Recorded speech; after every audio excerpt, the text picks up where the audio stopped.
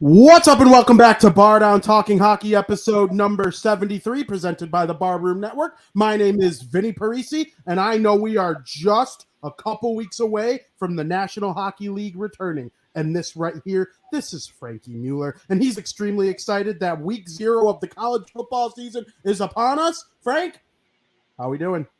You know, every time you do that intro, I think of Enzo and Cass. Like every time. That's where it comes from. Oh, okay. That is where... I know you mentioned that a while ago, but it's like I can never get it out of my head. It comes from two things. It's that and the Section 10 podcast. And he's 7 foot tall, and you can't teach that. And this right here, this is Frankie Mueller. Yeah, that's where it comes from. Oh, yeah, I'm excited. Yeah, I got one of my special hats on. Tell everyone about that hat, where you got it, what it means to you. Well, G actually got it for me for my birthday. My girlfriend G, whose real name's Giovanna. It's the Maryland Terrapins, which is just another fancy name for a turtle. I really like it. There's really no college team that I wouldn't wear, and I like unique hats like this. So I'm kind of glad that it was just a hat that was out there. It wasn't a Michigan State or an Alabama or a Clemson. It was a Maryland Terrapins hat, so I couldn't be more excited. Speaking of the Big Ten, Northwestern plays against Nebraska in Ireland this weekend. You excited? Now I am. I didn't know about that. So, yep. Wow. Is that the first time college has traveled across? No. I believe they play a game in Ireland once every 5 years or so. I know it's not every single year, but yeah, week 0 kicks off on Saturday with Nebraska and Northwestern. Two medium Big Ten teams playing against each other in Ireland. I'm excited. Why did they call it week 0?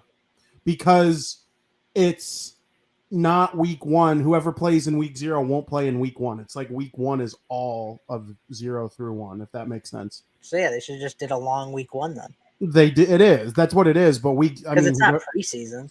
Frank, have you ever heard of marketing or just trying to come up with something creative? Cheesy. It's a little cheesy. Everything involved with sports marketing is a little cheesy. And I'm sure none of the big teams will play. They'll probably have that one big game, but you're not going to have the cream of the crops in week 0.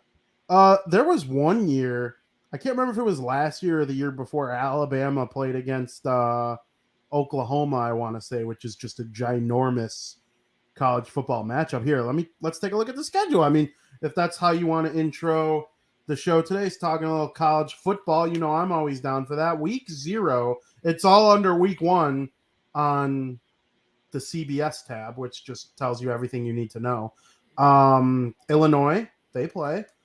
The biggest game probably is 150 million% that game between Nebraska and Northwestern in Ireland. UNLV plays. That's big as far as group of 5 school goes. But yeah, UNC, that's a basketball school. Oh, Florida State has a game, but they're hosting a nobody. And then week 1 officially starts NIU. They're playing Eastern Illinois on Thursday, September 1st. Very much looking forward to my Huskies getting their Maction season underway. But yeah, like Skylar points out, there's 3 top 10 matchups or 3 ranked matchups in week number 1, which is surely exciting.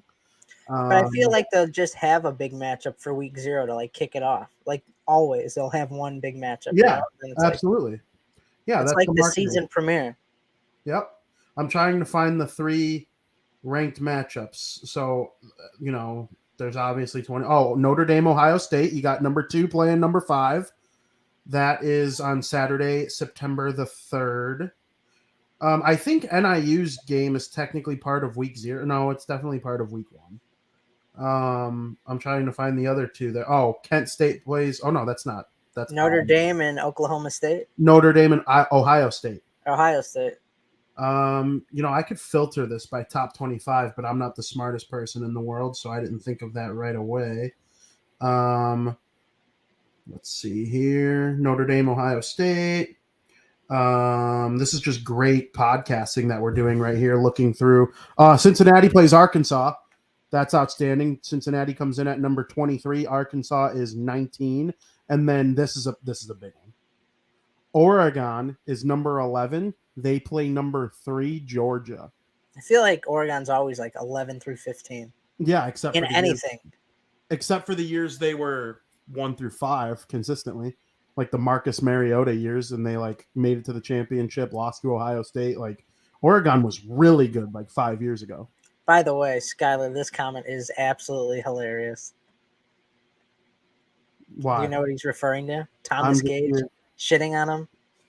Oh yeah, Remember, he's like, they're not talking about that, but that was like, he mentioned a comment like earlier. yeah. in And the then show.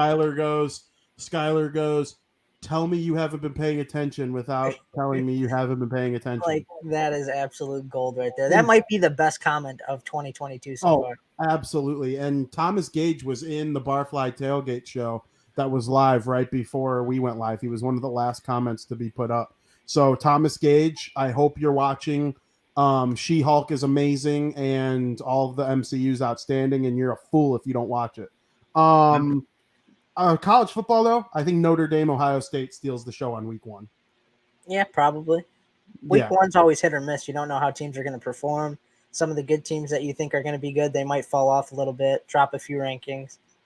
And when Georgia ultimately smokes Oregon, I mean, they might not even be ranked. Even though now they'll probably be like 20 if Georgia smokes them. But they won't be unranked. Notre Dame, Ohio State, loser will only fall a little bit, but then they'll spend the rest of the season trying to climb back into that playoff contention. And Notre Dame always gets screwed if they don't go undefeated because they play one less game than all the other playoff contenders because they don't play in a conference. So they'll be idle when everybody else is winning a conference championship. You know what I mean? Mm-hmm. That's the big disadvantage for Notre Dame. So if you're a Notre Dame fan, I know we got a couple listening. You need them to beat Ohio State in week 1 to really control your own destiny for the rest of the season. It's not impossible. That Notre Dame team's going to be fired up the way that they ended last season with Brian Kelly ditching them before their bowl game. Yeah. Do you think he's going to go to LSU and make an impact? He could. I think he could for sure. Yeah. LSU always has a top 5 recruiting class. So yeah, and they always have that like stigma behind them that they have to be good almost. Yeah. So I wouldn't be surprised. They fired their best coach in school history because they went like 2 or 3 years without being that good. Exactly. In 2019, they were probably, you can argue, the 2019 LSU Tigers were the greatest college football team ever.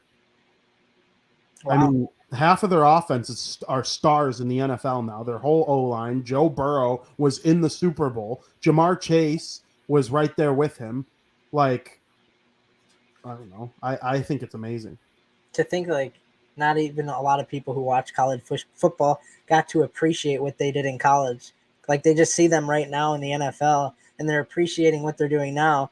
But they were even just as amazing in college. And the people who don't tune into college football, it's just like I kind of feel bad because you're missing out on a lot of great things. Yeah, and it helps you with fantasy football because like people who watched college football understood that Jamar Chase is going to come into the NFL and be good right away. Joe Burrow, there were some question marks because of quarterbacks and like how do they translate to the NFL? I mean, he's been better than Trevor Lawrence, Justin Fields, who were ranked way higher than him going into their sophomore seasons or, whatever season they all played in the same league together, college football Division I. But yeah, I'm excited for the season. It's coming up quick. The summer went by fast. There's some big games this weekend. I'm excited to get the Huskies rolling. Got a home schedule I'm excited for, so we'll see how that goes. Absolutely. I'm right there with you. And whenever college football comes around, the NFL's right around the corner, which also means the National Hockey League is right around the corner. And we are going to get to the great sport of hockey in period number 1.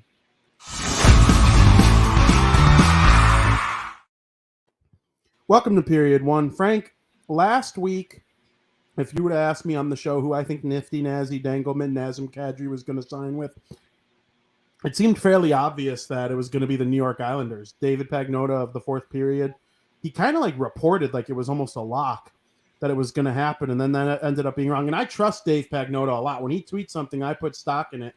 He nailed Tavares. He nailed a bunch of other signings throughout the years. He's not necessarily like Elliot Friedman or Pierre LeBrun, where like when they tweeted, it's like 1,000% right. But I would give him a 99% correct usually.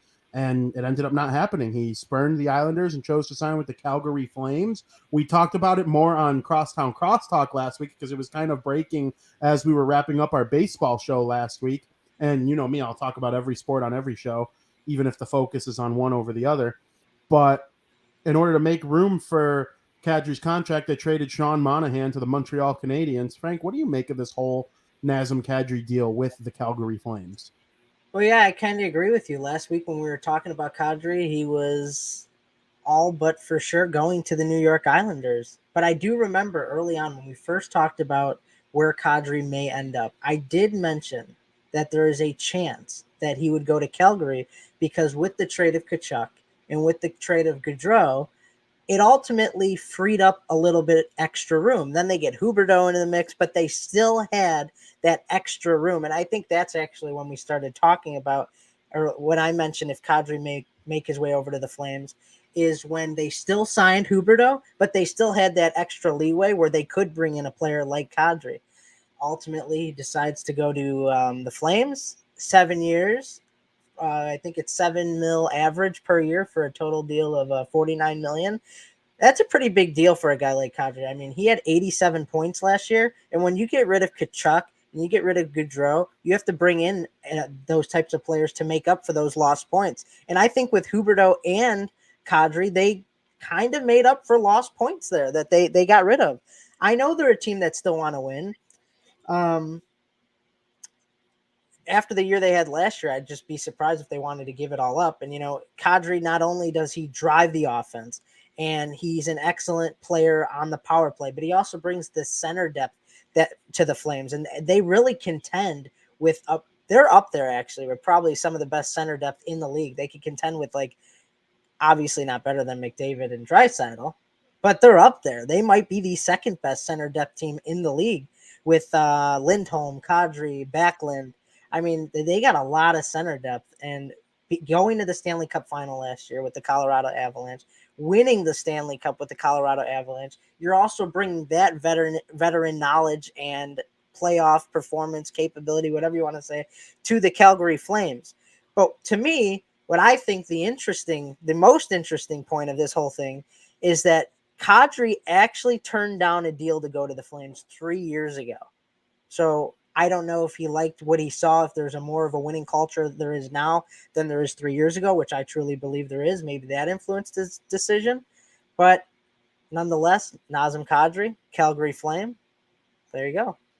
You made me think. I'm starting to trying to think of what teams have better center depth than Calgary. They're in the top 5 now, I would say. Absolutely. I don't know if I would put them 2. Draisaitl and McDavid, number 1. I Yep. still would probably take Crosby and Malkin over them. Yeah, but I'm going like the whole depth. Like Backlund's their third for the Flames. Yeah, Is there a better guy in the Penguins who's? I'm trying to think of who their third line center is going to be. I don't know. They might have the cake. They're definitely contenders up there. Yeah, Maybe the second best for sure in the Western Conference. Yeah, no doubt. The Leafs, Matthews and Tavares. It's hard to argue with Matthews and Tavares.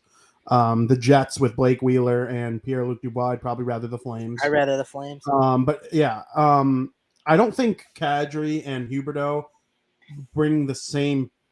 If you take total points with Gaudreau and Tkachuk from last year, but they might make them a equally good team because points aren't everything. It's the way you play and how you defend. And Daryl Sutter's their coach. We've been watching Daryl Sutter coach teams for the entire life of our hockey fanhood, I would say, since he was with the Kings in 2000 and the early 2010s, and they won 2 cups playing that Daryl Sutter style of hockey. Now he brings it to the Flames. Another thing I really like that I mentioned it on Crosstown last week when it first happened, but I want to bring it to this audience. Nazem Kadri and Evander Kane, they bring intensity that few bring in the league, and they brought it against each other in a playoff series last year when the Colorado Avalanche played against the Edmonton Oilers. Now Kadri's in the Battle of Alberta with Evander Kane on the other side for the Edmonton Oilers. Listen, Calgary has my respect. They easily could have folded and rebuilt the whole thing after losing their 2 leading scorers. Not only were they their 2 leading scorers, they were 2 like elite top 20 NHL forwards, and they lost them for nothing. Well, no, they traded Tkachuk. They didn't lose them for nothing, but they knew they were losing them in some way. and they did a really good job of supplementing them instead of just rebuilding it from scratch like some teams did. Like in 2012, Parise left the Devils to go to the Wild, and Kovalchuk retired, and Clarkson left to go to the Maple Leafs, all within a span of like 18 months. Instead of the Devils tried to do the same thing, and they didn't just fold and rebuild, but instead of trading for a guy like Huberdeau or Kadri, whoever the equivalent of at that time it was, they signed 42-year-old Jaromir Jagr and Michael Ryder to contracts, and like hoped Adam Henrique would lead them in goal scoring, which he did, but like not enough to make enough of an impact as one guy. And the Flames, they took what the Devils couldn't do, and they're going to be a really good team this year. The Pacific Division is there for the taking. I think ultimately, if the Vegas Golden Knights are healthy and everybody plays to their potential, I think it's their division. But the Flames are going to be right there with them, and so are the Oilers. And I really think all three teams are going to provide tremendous hockey all season long. And you bring up the center depth. Center's the most important forward position in hockey, with Backlund, Kadri, and what's his name? Lindholm, Elias Lindholm. Oh yeah, I was like, I thought you said them already. And I set them in reverse order of how they're going to line up too. You combine them with a winger like Huberdeau, okay, like Andrew Mangiapane. Those guys are going to score lots of goals, and Calgary's going to be sick. Their defense is always awesome. Calgary kind of reminds me of Nashville, where they're always pumping out D. Calgary is one of the best organizations in the NHL at drafting and developing defensemen, and they use them to supplement the rest of their roster. They can trade, Noah Hannafin, or I'm trying to remember how it went. They acquired Noah Hannafin. They can trade guys to supplement their offense if needed because they're so good at replacing them. Like they traded Adam Fox, right? They knew he wasn't going to sign with them. They traded him, and he ended up leaving the Hurricanes to go to the New York Rangers. So it looked really smart on Calgary to trade him anyway. And Fox would probably rather be on Calgary in terms of pure hockey now. But even though the New York Rangers did make it really far in the playoffs too, I can't really crap on that decision either. But Calgary, they're just really good. They know they have an eye for defense. They have an eye for goaltending. I'm excited to see how this team plays this year. And Kadri is going to be a huge, huge part of it. Who's their captain? Why am I drawing a blank? When Giordano left, did they not replace him a captain? Because it wasn't Goudreau, it wasn't Monahan, and it certainly wasn't Kachuk. I have an idea, but I don't think it is. Who were you thinking? I thought it was Backlund. No, I don't think Backlund is their captain. I don't think they have a captain, and I don't think they've had a captain. Why does that sound so familiar to me? Here, let me take a look. I'm actually curious because I think they will name a captain now that their team kind of feels in place for a while. After Sean Monahan, yeah, there's a page like top candidates for the Calgary Flames. They have not had a captain since, let me see. They have not had a captain since Giordano left in 2020-21. Wow. They had 3 alternate captains last year: Mikhail Backlund, Sean Monahan, and Matthew Kachuk. Okay, so Backlund was an assistant. Mikhail Backlund is still listed as an assistant captain for the 2022-23 season, but nobody else wears a letter. They might give it to him. I don't know. For some reason, I thought he was the captain already. He was an assistant. I could see them upgrading him to captain. Yeah, I'm trying to think of some candidates on the team. So, like, let me take a look at their roster as a whole. Calgary Flames. I don't think you give it to Huberdeau. No, I wouldn't give it to Huberdeau or Kadri. Yeah, that's like a slap in the face. It's hard. They can make it Lucic for a year. But I hate naming captains for a year, personally. I think it's going to be Backlund. It could be Backlund. It could be, I would say, Lindholm is in the mix. 28 years old, or not 28. 27 years old, good player. I think you have to be good and a leader to be a captain. And not every good player is a leader, and not every leader is a good player. But Mangiapane could easily be a captain. Maybe they go defense. Noah Hannafin, I think, has an opportunity. A good short-term option would be Tanev. I think they're not going to go the short route. If they picked a guy that's new, I think it would be Uyghur before Kadri or Huberdeau. I don't think you can pick a guy that's new. That'd be like a slap in the face. Yeah, I'm trying to think of new people who got captains or A's. The Devils gave Dougie Hamilton an A right away. It's very rare, though. It is very rare. It is very, very rare. Tavares was the captain of the Maple Leafs a year after he signed there. A lot of people thought it was going to be Matthews, but then he had that incident with the police officer, and he never got the C in the end. A lot of people think that was a mistake. Marner wanted it too. Marner's dad was lobbying for him to get it like a weirdo. If I was in the NHL and my parents like stuck out their nose because they wanted me to get the C, I'd be like, Dad, shut up.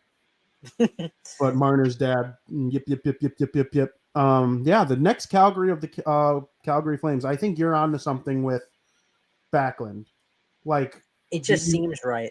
Do you give your 3C the captain? I mean, it's possible. There's a world where Nico Hischier is the Devils' third line center one day. I mean, it's possible. I'm telling you, for some reason, I thought he was the captain already. That's just like good vibes right there. I'm channeling the Calgary Flames organization. What about Tyler Toffoli? No, he won't be a captain. He's not that. He's not.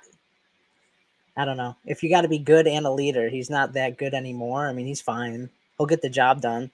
Yeah, he's a good player. I don't think he's leadership, the ability to be a leader though. No, he wore an A with the Kings and the Canadians, but I don't necessarily see it with the Flames either. I'm just throwing names out there. But yeah, Calgary's going to be a really good team. Oh, absolutely. And I'm an avid believer of knowledge is power. And an 87-point player after winning the cup coming to the Calgary Flames, that's a lot of knowledge you have on how to be successful and have the winning ways for their team. And I think it's a great move for the Calgary Flames. Lock them up for 7 years with a fairly reasonable price, and we'll definitely probably see them in the postseason this year. A team that probably will be near the top of the NHL standings with the Calgary Flames is the Carolina Hurricanes. And I firmly believe Carolina is one of the best teams in the NHL. They don't pop off at you in terms of like, oh my God, I got to watch the Carolina Hurricanes because they have, their best player is probably Sebastian Aho, who's a very good player. He'll have 100 points, but he gets those 100 points a little more subtle than a McDavid, a Matthews, a Draisaitl. And he's the quietest 100-point player in the NHL probably. But if you ignore storylines or excitement and just look for pure great hockey, teams that have a legitimate chance to win the Stanley Cup, the Carolina Hurricanes are one of them, and they got better by adding Paul Stastny. Paulie Walnuts is headed to Carolina. What do you think? For a very good price, too, $1.5 million. That's a very good price. And I think what the Carolina Hurricanes need the most right now is they need help on special teams. And he's going to bring that. Paul Stastny is going to be a huge addition to their special teams. He's also a great face-off player. He is fantastic. If you remember when we used to have our GM connected leagues in the NHL video games, Paul Stastny was very sought out in our league just for his face-offs. He had such high overall just for his face-offs alone. And that's once again going to help the Carolina Hurricanes because when you can win face-offs in half possessions, you have a better chance of winning the game. You can't win games if you're very bad on having possessions. You also have to think that Max Pacioretty is out for 6 months. And while Stastny is not going to, fill the shoes of Pacioretty, I mean, Stastny had 45 points last year. He broke 20 goals. He had 21 goals, which is great. $1.5 million for a 21 goal scorer. That's fine. We'll take that. And somebody's got to fill the shoes for the time being for Pacioretty, even though he won't live up to what Pacioretty's capable of. But ultimately, I think it's a great move for the Hurricanes. You got the guy for a steal. Yeah, and they already have Jordan Stahl, who is 5th in the NHL in face-off win percentage. Vincent Trocheck was 20th, and now you add Stastny. They're going to start a lot of plays with the puck. I like this signing for Carolina. Like you said, Pacioretty's going to be out for a while. But the thing that sticks out the most to me is Carolina has been a cup contending playoff team for 3 or 4 years now, and they always drop it in the second round, right? They always seem to run out of steam. Like a team with more experience always seems to handle them right there when it's time to really get and become that Final Four team, or win the Eastern Conference and advance to the Stanley Cup final. But what did they go out and do this offseason? They didn't go make a huge free agent signing to bring in like this big time offensive player, right? Like they didn't sign Kadri, they didn't sign. They don't need to. They don't need to. What did they go get? They went and got a shit ton of experience. They traded for Brent Burns, who, although he brings, even though he's not the Norris Trophy winning defenseman that he was 3 or 4 years ago, he's still going to have 40 assists for you, and he might score 10 to 15 goals. He'll be up there in terms of points by a defenseman. That's all fine and dandy. It's nice. But he's been in the playoffs. He knows what it takes to get to the Stanley Cup final. They came up just short to Pittsburgh in 2016, right? Like that man has been through war, and he knows how to win in the playoffs. Max Pacioretty, same thing. Been in the, very deep in the playoffs, made multiple deep playoff runs with Vegas and with Montreal. Max Pacioretty has been around and knows what he's doing. And then now Paul Stastny, Paulie Walnuts with the Winnipeg Jets, made a couple deep runs. They had that 1 year where they lost to Nashville in the conference finals. Been there with Vegas, right? Like he knows what winning feels like, and he's looking for that Stanley Cup too. And all three of those guys have made deep playoff runs, but are still hungry because they have not won the Stanley Cup. They've come very close. So you bring experience and hunger with those three players. I think the Carolina Hurricanes are the sneakiest team in the NHL right now. And there's rumors that the black jersey is going to be their full-time jersey instead of their alternate. I like their jersey. I firmly believe in look good, feel good. We'll talk about that with a certain player coming up here in a couple minutes. But, yeah, Carolina, Paul Stastny, their depth is strong. The force is strong with the Carolina Hurricanes. I mean, Teuvo Teravainen, Sebastian Aho, Evgeny Svechnikov. They lost Nino Niederreiter, okay, and we praise Nashville for signing him. They're going to be, Nashville got a really good player that Carolina's losing. They're going to replace him, right? They're Carolina. That's what they do when guys leave in free agency. Martin Necas is outstanding, right? I mean, they got good players over there. Their defense, I know it's 2 teams in a row I bring this up with, but they're like Nashville and Calgary in that they just pump out defensemen, right? No matter what, these guys are coming out of nowhere, and they're all really, really, really good. Looking at like the Jacob Slavin, okay, boom, top defenseman there. They have other great players. They're going to get Brent Burns and add to it. I like it a lot for them. I'm just happy they didn't panic, right? Like you said, they didn't go out and they didn't have to get that big name player. They just had to fill in some pieces here and there because ultimately they've shown us they can make the postseason, but it's just getting past that hurdle. And I think the pieces that they added this offseason could potentially get them past that hurdle. Absolutely. And did you know Brent Burns was 3rd in the National Hockey League in ice time last year? That doesn't surprise me. He only trailed Seth Jones, who led the NHL by 1 second. And then in second place by 1 second was your favorite Ottawa Senators defenseman, Thomas Chabot. And then Chris Letang trailed by like 15 seconds for 4th place. So, and there's no Carolina Hurricanes defenseman in the top 25 last year. I think Brent Burns will be in the top 25 again, but Carolina's so much deeper, he's not coming in 2nd or 3rd. No, probably not. Right, no. and that's not a Brent Burns problem. Now maybe in the playoffs. Maybe, but that's a Carolina philosophy, not a Brent Burns problem. Carolina, if you're running out 6 really good defensemen and you're comfortable with each and every one of them, why make Brent Burns play 26 minutes a night? There's no point. And the only thing that might help Brent Burns in terms of ice time is he's probably gonna play a minute 15 of each and every power play, right? Unless a penalty's called when he's gassed, he's starting the power play and quarterbacking it the whole time. He's one of the best power play quarterbacks we've seen in the league for the last 20 years. So I'm excited about this team. Paul Stastny joins it. It'd be cool if they won the Stanley Cup. They're not like a team I would necessarily root for. Like if the Devils make the playoffs, obviously they're my number one. I'd root for Pittsburgh, Toronto over them in the East. But like if they won, I would not be mad at all. Yeah, I have nothing against the Hurricanes. I enjoyed them this past season. Yeah, me too. They need to win a road freaking playoff game. I mean, yeah, seriously. Did they go undefeated at home except for Game 7? I think so. Yeah, And it was the Vinnie Parise guarantee that the New York Rangers would finally win a road game. Yeah, you in said Game that. 7. Mm-hmm. Frank, Canada won gold. Not Okay, surprised. the World Juniors was pushed back to now because of the Omicron variant of COVID-19 taking out the World Juniors back in December/January, and they came back and they said they were going to make it up, and they made it up. And they still plan on doing it as scheduled in January again, which is really nice. A lot of these guys are going to return. A lot of them are going to play in the NHL. I'm not surprised. I'm right there with you. I think they were the best team. Here's the thing, though. Canada's team last year was better, and they choked in the gold medal game to Team USA, losing 2-0 because Team USA trapped them and they were ready to play against them.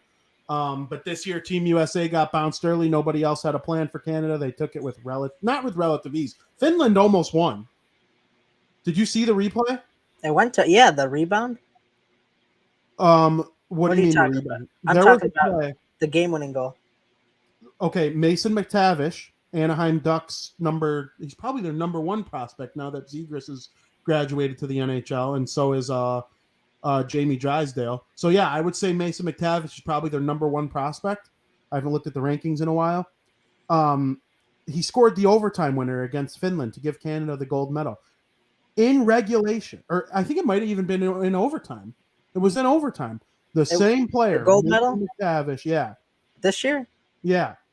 I thought Kent Johnson scored it. No, I don't think so. It was Mason McTavish. Oh, I thought it was. I thought it was Kent Johnson. Let me triple check that, but I'm 90% sure it was Mason McTavish. Right before scoring the game-winning goal, he kept the puck out of the net. I'm trying to see. Here, explain your story. I'll look it up. Before the game-winning goal was scored, maybe it was Kent Johnson, and Mason McTavish did this right before Kent Johnson scored it. He tipped the puck out of midair. It was going in the net for Finland, and he made a defensive play to swat it out of the air and keep Finland from winning the gold. And then they took it down the other end of the ice a little while later and saved the game. It was Kent Johnson. Okay, it was Kent Johnson. I was thinking of McTavish doing this. Mm-hmm. He made the play where I'll try to show it on the camera a little bit. He made a play where he swatted the puck out from going in the net, and it was about to go in. Finland was about to win the gold, and he baseball batted it out in midair, and Finland was unable to win. And then obviously Columbus Blue Jackets prospect from Michigan, Kent Johnson, came down and scored the game winner. And another reason I was confused, McTavish also won the MVP of the tournament, and he is the second straight Anaheim Ducks prospect to win the MVP of the World Juniors, as when Team USA won that stunning gold over Canada in 2021, Trevor Zegras won it. What are your thoughts on this whole thing? My bad on the mess up there. Well, if you just give me like 1 sec, here you go. For those listening to the audio version, Frankie has the Mason McTavish save up on the screen. I highly recommend you take the time out of your day to check it out, because it was just absolutely stunning. And the fact that he was able to swat it out of midair, that puck was going in. Oh, yeah. That was Finland was about to win the gold right there. And McTavish, so yeah, I had it backwards. McTavish did that, and then Kent Johnson went and scored. How about the Anaheim Ducks, man? Zegras wins it in 2021, the MVP of the tournament. McTavish in 2022. Jamie Drysdale was a top prospect for Canada throughout all this as well, and he's playing for them now. Good tournament, though, eh? Absolutely. And I talking about the game-winning goal and Kent Johnson, and let's hear for the Columbus Blue Jackets having him in their farm system. I mean, you could argue that Kent Johnson was more valuable than Bedard was. He finished with more points. Johnson had 3 goals, 6 assists. Bedard had 4 goals, 4 assists. Bedard is the most magical player on the team because you could just see the talent oozing off of him. But he was not even close to their best player this year. He's significantly younger than each and every player playing in the tournament. He's getting like the 5th most ice time amongst forwards. normally, like, I remember in McDavid's draft year, Matthews did play for Team USA, but he didn't get the ice time that the other top American prospects were getting at the time. Like, Right. whenever your draft is the following year, then you're always going to be like the last forward on the team. And Bedard still made an impression. Next year in January, expect Bedard to be the McTavish or the Kent Johnson or Luke Hughes. Look at Luke Hughes. He dominated until Team USA got eliminated. His team was a little bit worse. But like, he was probably the best player in the tournament up until getting eliminated. He was certainly the most talked about. And that those kids who are a year behind always get less ice time, always. And he still made an impact, scoring 4 goals and having 4 assists. That's why Exactly. Bedard is just, he's going to be fantastic. I mean, Canada's also one of those teams that have that, you know, stereotype behind them that they should always be good, right? Because people hear the team name Canada and it's like you have that, you're representing one of the biggest or the biggest hockey communities in the entire world. And I mean, Canada has won or have won 19 gold medals, including 3 since 2018. So I mean, they're a very good team to contend with, and just the way the whole tournament was flowing, and I just knew Canada had the better team. I knew US was going to be dethroned this year, right? It was just a matter of time. Except I thought they were going to be dethroned by Canada, but ultimately, congrats to the Canadians. Yeah, it was definitely a fun tournament to keep track of. I'm excited for January because it'll be back to like the typical style of World Junior hockey. I'm excited to see if the Devils and Michigan allow Luke Hughes to play. I think they will because he's not signed. Bedard will certainly play. I don't think we're going to see McTavish. I'm not sure we're going to see. I know we're not going to see Kent Johnson. A lot of these guys are going to be playing for their NHL teams this year. So the new blood is going to come in January, and we'll see, you know, some other guys. We won't see Michkov because they're not going to let Russia play. That was the only difference between the canceled version and this version. But we'll see Fantilli play for Team Canada again. So it's going to be really fun. I'm excited. I love the World Juniors. It's one of my favorite parts about winter. Yeah, congrats to the Canadians. Frank, the New York Islanders made a series of signings over the last week. None of them are like super huge, but it's like re-signing players like internally. Kiefer Bellows got 1.2 mil for a year.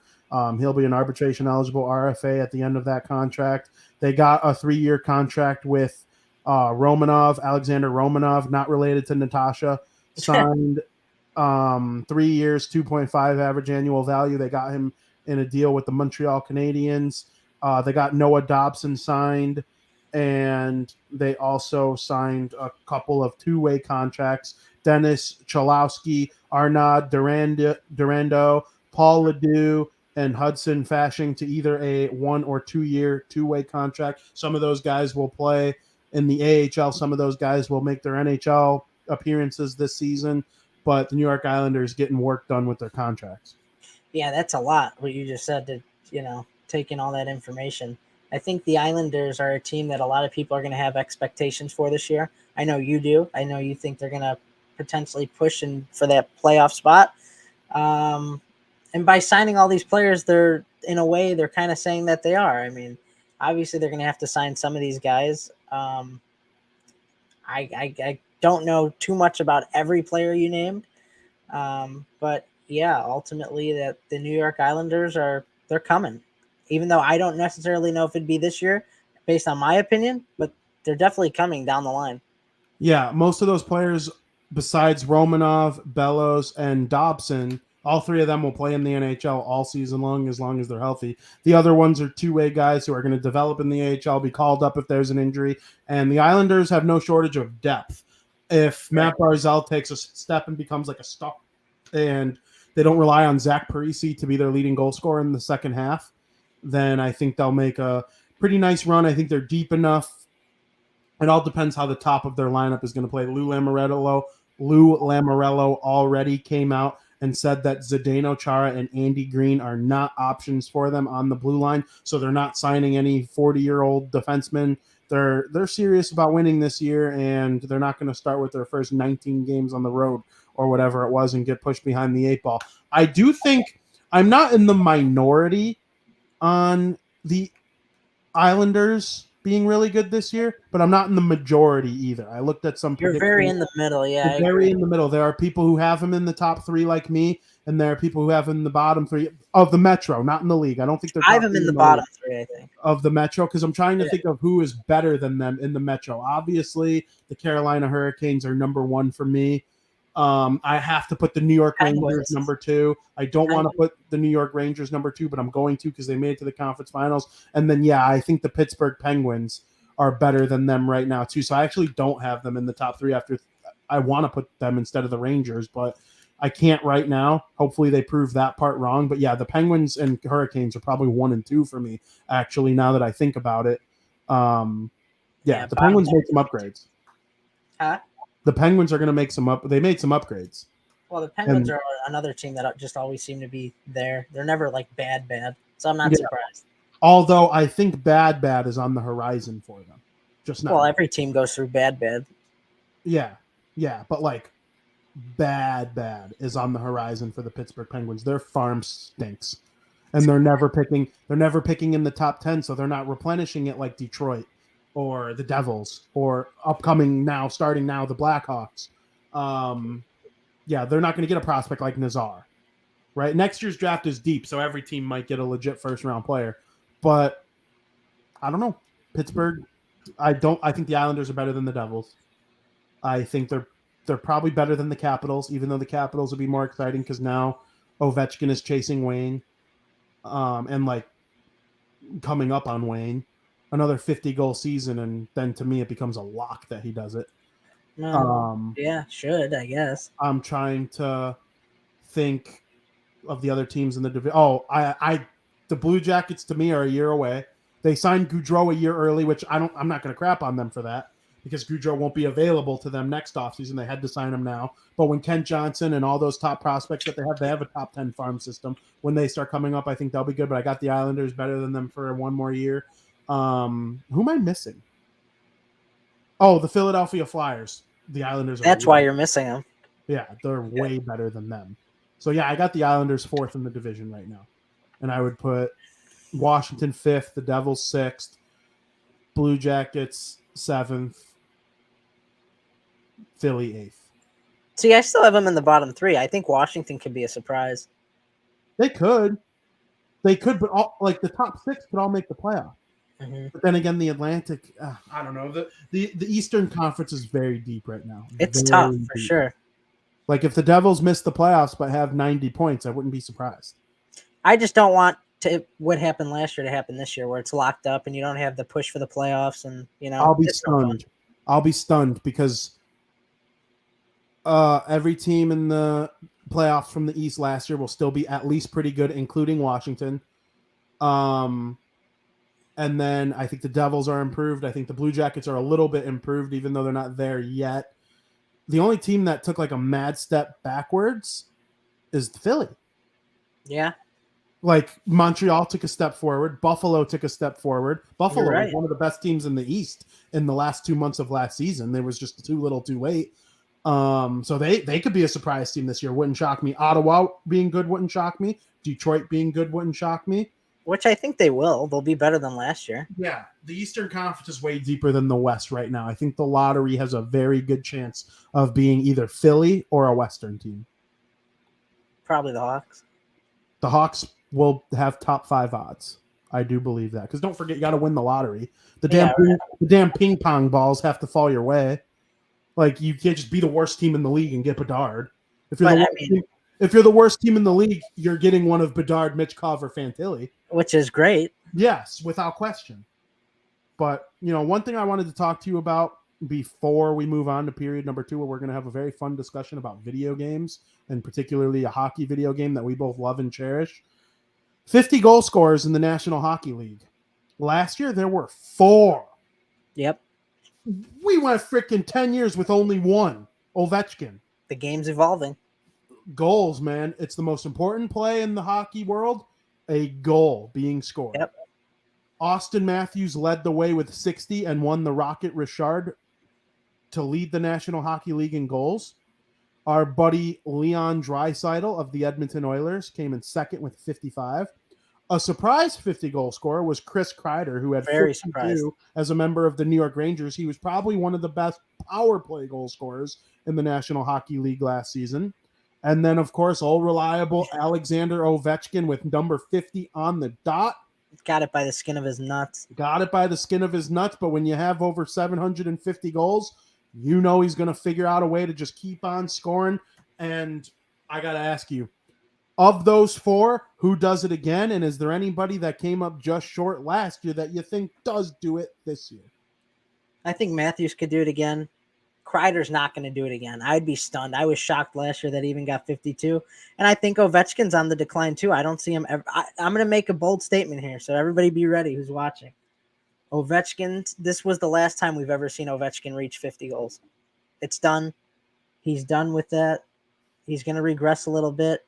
Draisaitl, of course, I could see him doing it again, but I don't know.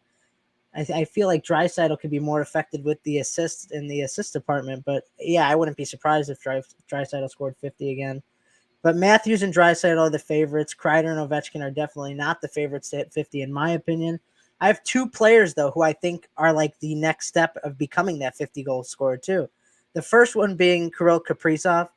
I mean, the Minnesota Wild are up and coming. They're going to be good. He had 47 goals last year. He was right there, and I think they're going to be potentially even better this year. So I think, and he's so young, too, and he was able to score 47 goals. He's like still getting to that point in his career where he's getting ready to be in his prime. He's just 3 goals away. So I think he's definitely one of the favorites to do it. Another guy that I have, it has to be Philip Forsberg. 42 goals last year, and he missed 13 games. What would an extra 13 games would have done for the man? Probably potentially getting 50. Close. I mean, I'm not saying there was a guaranteed score 8 goals in 13 games, but it's very possible. You don't have to go goal per game. Had 5. And then, like, he would at least had 5 goals in those games. And you figure if he has a hat trick in one of them or a puck bounces here or there. Yeah, you're right. Yeah, if you're as high up on the Predators as you are, as you're saying you are this year, they're going to be better than, hey, Philip Forsberg is one of the perfect candidates to get to the 50 mark. Those are some really good names. I disagree with you on Ovechkin. Let me first ask you this. Do all 4 of those guys who hit 50 last year hit 40 this year? I don't know. I say they all hit 40. I think they will. I think Kreider was an absolute fluke. But Kreider had multiple goals many years, like in the 30s. I think we'll see him in the 30s again. He's been a great goal scorer in his NHL career. My prediction is mid-30s. Okay, I think Kreider gets to 40 or 41 because the Rangers. He's gonna play with Panarin, Zibanejad, Lafreniere. He's got better assist man next to him than he ever has. Most of the time, he was the assist man, feeding it to other goal scorers. Now he's the goal scorer. He stands in front of the net, and Panarin and Zibanejad make his life easy. So I got him. I got all 4 of them over 40. If Ovechkin doesn't hit 50, I think he'll come up just short, or that meant he was injured. Because no matter what, Ovechkin only needs about 30 goals at even strength. He's scoring 20 power play goals. I mean, that's just the way it is. He's standing in his little office the entire 2 minutes. He's going to have his hands cocked up a little bit. He's going to be like, I am Alexander Ovechkin. Hear me roar. And he's going to pump that 1T into the net, no matter who's goaltending, at least 20 times. It might be 25 times. If he scores 25 to 30 even strength goals, which he absolutely can, they always throw him out there with empty netters these days too. And he's good defensively. He back checks. That leads to more goals for him, in my opinion, because the goals come better to two-way players. They just do, because you're back in the play. You're the 3F. If you're F3, Ovechkin is almost always F3. And for hockey people, that's like the third forward to enter the neutral zone. That's where the goals are. You got Backstrom doing your dirty work down there. TJ Oshie winning battles against the wall. Okay? Backstrom, if he plays, like I know he's been injured. This Connor McMichael kid could be a shining star for Washington, trying to help Ovechkin get to that next level. I think, and then Matthews and Draisaitl, to me, they could both score 60. Like, to me, they're locks to hit 50. So I got Kreider in the low 40s. I got Ovechkin in the high 40s / low 50s. McDavid or Matthews and Draisaitl for sure over 50. I have two candidates for 50 that you didn't name. I agree that Forsberg and Kaprizov could absolutely be up there.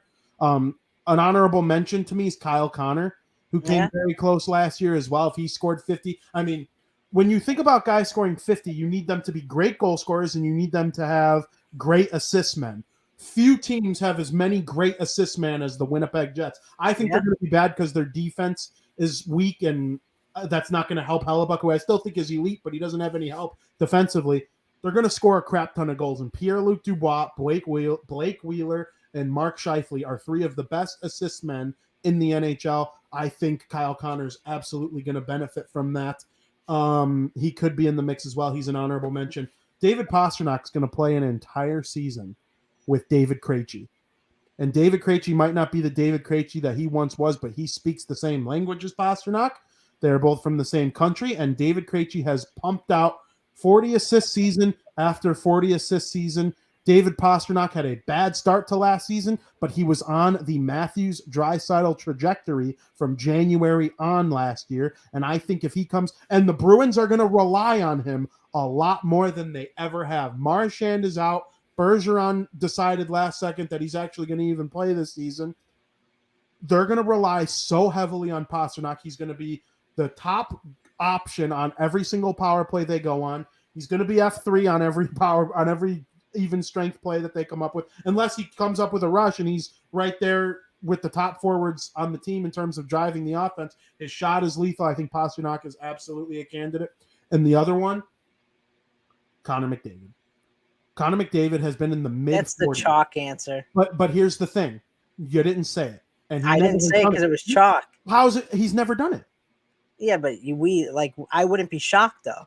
Okay, a lot of people don't look at McDavid as a goal scorer, even though he's top 5 in the league in goals since entering the league. Everybody thinks of Mr. Razzle Dazzle, creates on the rush with his speed and then feeds it to Draisaitl or Yamamoto or Puljujarvi or Evander Kane, or back in the day when he played with frickin' James Neal.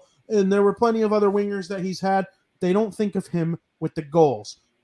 And if he wants to score 50, he can. And I believe this is a year where it is necessary for him to score 50 because of what I saw in the playoffs last year. Okay? McDavid is so fast, he's so smart, and he's so silky smooth with his hands.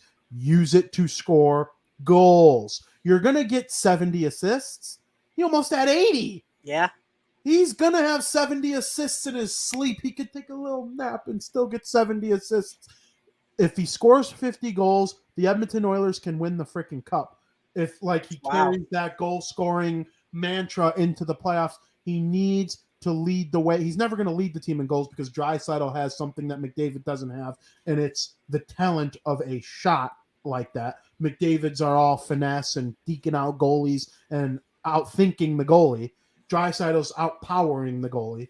Kind of like Ovechkin. Crosby thinks the game better than Ovechkin, but Ovechkin's more powerful, so they have similar numbers.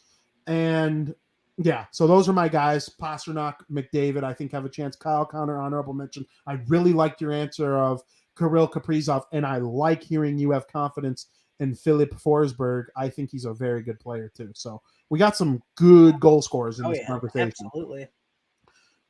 One guy who I think is going to light the league on fire next year. He started last season lighting the league on fire, and then it tailed off, hit a little bit of a rookie wall in January, February. He's still good, still a really, really good finish to his rookie season. We are going to talk about this player in period number 2.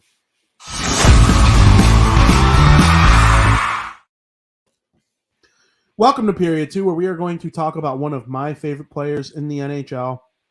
He is as silky smooth as you can get. He's not as fast as a McDavid, even though he's pretty dang quick. I believe this guy has a couple 90-plus point seasons in his career. Maybe there will be 1 or 2 with 100 as his team gets better. I think it'll improve him. He has a defenseman coming to his team this year that has been proven to be one of the best offensive defensemen in the NHL over the last 5 years. Of course, I'm talking about Trevor Zegras, who was just named as the cover athlete for the 2023 edition of NHL EA Sports. NHL 23's cover athlete will feature 2 athletes for the first time in a couple years, as Zegras will be joined by Team Canada athlete Sarah Nurse, who's one of the best female hockey players on planet Earth. This covers fire, but more importantly, it shows that the NHL believes in Zegras and what he can do after a great season last year. Frank, what's your take? Well, I am going to give you my take while I have the cover for those of them, anybody watching. I have the cover here. Well, NHL 23 will be the first game that doesn't focus on hockey, and it'll focus on beach volleyball. So I'm pretty excited about that. You're unreal. No, but you want people on the cover of NHL to represent, not only the future of hockey. I don't even know where I was going with it. You want people to be on the cover who will represent the future of hockey, who's a good representation of the current generation of hockey. And you want people on the cover that would, have that energetic personality. And I think you chose 2 amazing players. I'll start off with Zegras here because he's definitely the future of the Anaheim Ducks. He's so skillful. I wonder if the flip over the net to Milano had anything to do with it, because that was just absolutely stunning. Probably not, but I mean, well, he scored the lacrosse goal twice too. Don't forget that. Oh yeah, the Michigan. Yeah, he did do the Michigan. He's just so silky smooth with his stick control and puck control, and I don't mind it. I like the cover. I like the palm trees. I think it was time for a change. I mean, we had Austin Matthews 2 out of the 3 years, and we had McDavid. It's time for a change. Give it to the young and up and coming guy. And then as far as Sarah Nurse goes, she's cousins with Darnell Nurse. I know hockey fans will know that name very well. She's also cousins with Kia Nurse, who is a Phoenix Mercury WNBA star. And Vin, I don't know if you know that, but her uncle is Donovan McNabb. Yes, I did know that. So she's definitely got skills in her blood. It's definitely a blood a thing. She's the first woman on an EA NHL hockey cover ever. And, I think it's great. Hockey's for everyone. She actually set an Olympic record with 18 points to help Team Canada win gold over the U.S. That was an Olympic record. We know how skillful she is. She's one of the best players in the world, like you said. NHL 22 actually added IIHF women's teams to the game for the first time ever. But I also read somewhere this year that said EA will be adding IIHF women's national team rosters for the first time ever. But I thought they did that last season, so I don't know what they quite meant by that.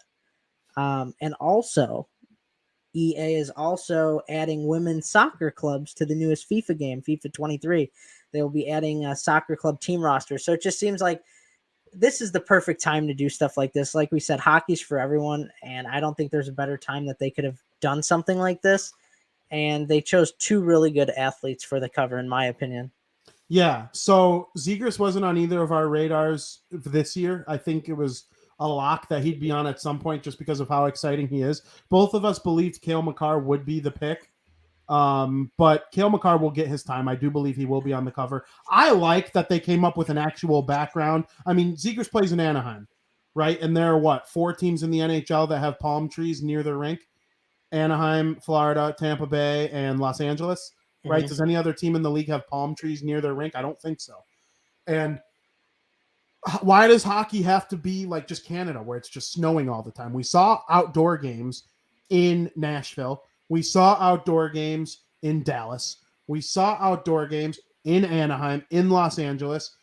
There's no reason. There's going to be one in South Carolina, or is it? It's North Carolina later next year. It doesn't always have to be Minnesota or Chicago or Detroit or Toronto, Montreal, New Jersey, Philly, Boston. It doesn't have to be those traditional hockey markets anymore. I want kids who grow up next to palm trees to start playing hockey. I want little girls who love the game to start playing hockey. Okay? Sarah Nurse represents the female community. She also represents the African-American community, something both of those communities were trying to grow in the game of hockey. That's the point of this show. Trevor Zegras is so sweet. I mean, we talked about him probably.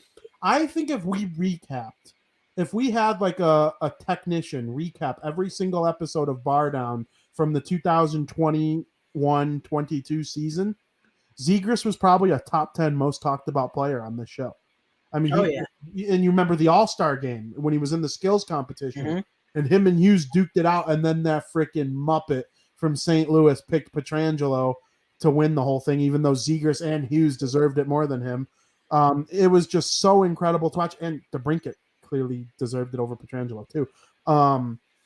I just think Zegras is one of the great players in the league right now. I do think the Cale Makars, the Jack Hugheses, the Moritz Seiders of the world will be on the cover eventually.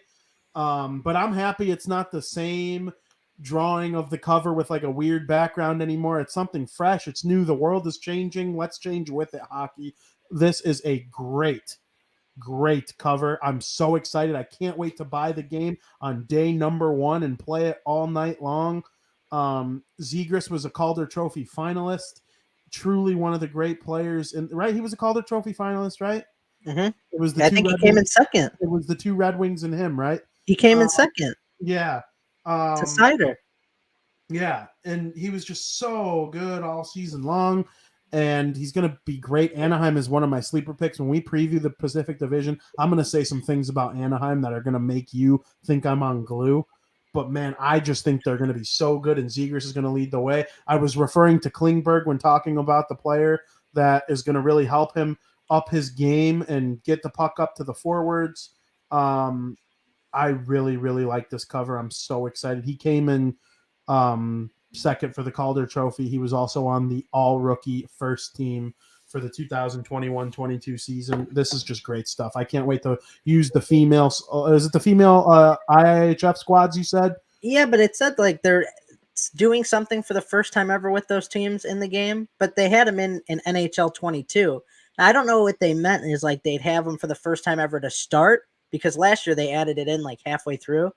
But I don't know what they meant by that, because there was something for the first time ever. They were adding women's roster, national teams, but I'm like, they did that last year. Yeah, I can't wait to play. It's going to be so much fun. The only thing I was disappointed about is like when the NHL 23 technical test came out, that photo was leaked. That was on the internet. And I just thought that was the logo for the technical test, which is why I was like a little disappointed, because I'm like, oh, if EA is going to do that, which I don't know if EA did post that or if it came from somebody else. I don't think EA posted it, but no, EA for sure didn't post it. Otherwise, they wouldn't have had a reveal today. Well, that's why I was confused. And like, the word technical was spelled wrong on it. Huh? And the word technical was spelled wrong on it. Yeah, I know. That was kind of funny. That is really funny. But you know, the thing that made me kind of think it was possible when Zegras, they announced the change of his number yesterday. But the numbers changed on that jersey. I know. So Meaning it's like Zegras has known he was going to change to number 11, which we talked about our favorite numbers on this show 2 weeks ago. 11 was number 2 on my Mount Rushmore of favorite numbers. Zegras wearing 11, give him 100 points right now. And it's like, just do it. And because I looked at that video, I believe it was July 25th or whenever the technical test came out, wasn't even thinking to like look at his number. I could have said, "Hey Vin, did you notice that? Look at this photo. Zegras numbers was changed to 11." Like I wasn't even thinking about that. But yeah, I'm excited. It was spoiled for me. Yeah, even though you wanted to believe it wasn't going to be the case that it was spoiled for you, they made a smart decision by having a cover like this. I'm not going to let the fact that the hype was the wind was taken out of the hype. It was. There's no. It was like they revealed it, and it was like, yeah, well, I saw this a month ago. Yeah, that's fine. You can be disappointed about that, but I refuse to allow myself to be disappointed that they went with Zegras and Nurse, because I think this cover is fire. And I love the cover. I like the palm trees too. I'm just messing with the whole beach. Oh yeah, of course. But I guess in my line of work too, when I'm writing about video games, like I'm just gonna always have things spoiled for me, right? Like I've never played Elden Ring, and I've written so many articles on Elden Ring, and I probably know the whole story from the back of my hand. So it's like if I played it, I'm not gonna have surprises. It's just something you have to deal with in your field of work. You know what I mean? Yeah. So it's absolutely. It's fine. I'm gonna get the game, of course. I've never missed an NHL game besides like since I started playing. Since I don't know, what do I have, NHL 10 maybe or 11? Yeah. So it's not gonna stop. No shot. No shot. Frank, what are there any new game modes or anything you know about the game yet, or are you completely blind ahead of the trailer that releases tomorrow? I'm completely blind because any game modes, any new features, that's all going to be revealed in the trailer. Just like last year when X Factors were brought in, that was all revealed in the trailer. There was really no leaking. It's very hard to leak from like EA besides like cover athletes and stuff like that. But when you're talking about game modes, I mean, you're going to have your standard World of Chell, which is one of the most evolved game modes of the past 3 years, I would say. Of course, you'll have Be a Pro, franchise mode, which surprisingly a lot of people play franchise mode when the game's focused around online. And obviously, one of their biggest money makers and one of the things they focus on most is Hockey Ultimate Team, right? That's the reason they took out GM Connected years ago, was they wanted to put more focus in Hockey Ultimate Team, which is where the money's at. You know, people are buying packs, and I'm hoping one of these years GM Connected comes back. I think we're long overdue. I think they could easily add it into the game mode and put more focus on the other game modes if they want. But I'm really excited for this reveal. I really am. I'm hoping to see something new, something big. We'll see. I'll be tuning in for sure. The cover athlete was released at 10 a.m. today, and I had a feeling it would be 10 a.m. So at 9:59, we were texting about it. As soon as it was 10 o'clock and you text me quack, quack, quack, quack, well, I was already looking at the photo because I went to their Twitter right at 10 o'clock. And I think it's going to be the same case scenario tomorrow with the reveal trailer. I cannot wait. Quack, quack, quack, quack. I got that. Shout out Nick Wayne. Whenever the Ducks would do something, we would just text each other, quack, quack, quack. There was a stretch there where every single time they scored a goal, quack, quack, quack, quack. That's actually really I like the Anaheim Ducks. I like California hockey, so I'm all in on this game. Frank, I love those jerseys too. Oh, me too. And we do gotta wonder really quick if those orange Mighty Ducks jerseys are going to be their full-time home jerseys next season, because if you go to Anaheim Ducks' PR, they're starting to take photos of guys wearing the white version of it.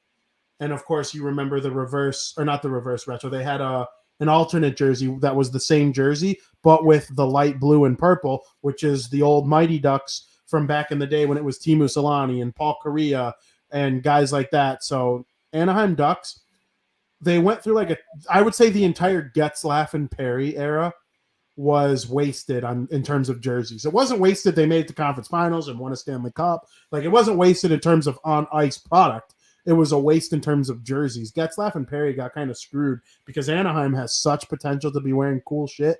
And the black jersey with the weird duck D, I hated that. We want the Mighty Ducks. Well, that's what we want. You don't have to call them the Mighty Ducks. I'm pretty sure they won the Stanley Cup the year after they changed their name from the Mighty Ducks to the Ducks. This isn't a Disney movie. You don't have to call them the Mighty Ducks. You just got to look like the Mighty Ducks. You could still be just the Ducks. That's fine. But before we end period number 2, Frank, I want to gather your thoughts if there's any other gaming news that you think the folks watching need to know about right now. Well, one of the most popular games right now, Multiverses, that has just been on an absolute high.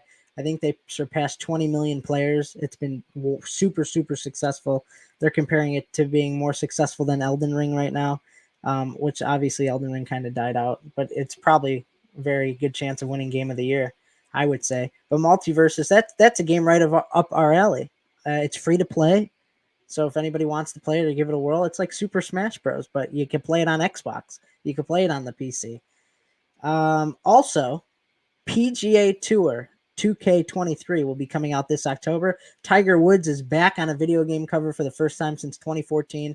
So all your Tiger Woods fans, you could pre-order now, get some extra Tiger Woods gear for your character. And also, if you pre-order PGA Tour 2K23 right now, you will have the opportunity to play as the GOAT, Michael Jordan, which I thought was a little weird. I don't know why. He loves golf. Well, there you go. Yeah, that's the only reason why I could think of it. You could play as Michael Jordan. I mean, I know you're a golfing guy. You like golf. You like to follow it, and PGA Tour is on its way. Also, Gotham Knights. We got a sick new trailer from Gamescom 2022. Gotham Knights featured Harley Quinn and Clayface as main villains. That'll be coming in October.